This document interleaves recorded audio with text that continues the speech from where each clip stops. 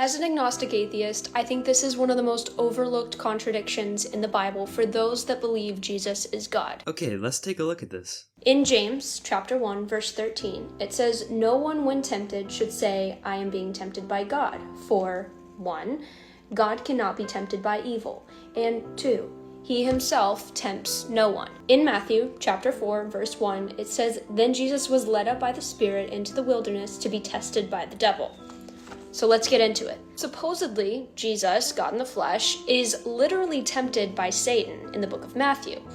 But how can Jesus be tempted if he's God in the flesh, if God himself cannot be tempted by evil? Now, before Christians come into my comments saying, whoa, the James verse said tempt, the Matthew verse said test. Those are different things.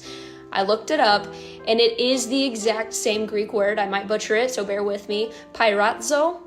Well, you're halfway there. In James 1:13, it uses the word aperistos, which is only used one time in the Bible when describing God's untemptable nature. And deeper, this means that God is unable to be enticed by sin. And this word means to test, to tempt, or to try.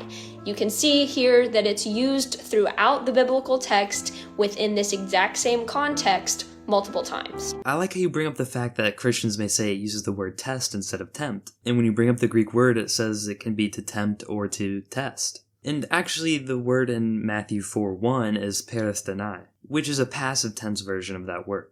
And this means to be tempted or to undergo a test. And in the Greek context, it could mean to test one's faith or character by the method of enticing, which we see Satan trying to tempt Jesus, which we find out that Jesus denies Satan's attempts.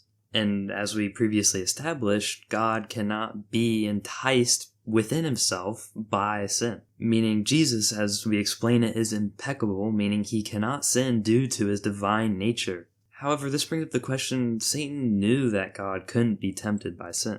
However, since Jesus was fully man and fully God, it led to Satan attempting, or to test Jesus' character to see if he was truly impeccable. I hope this shifts your perspective a little bit. God bless.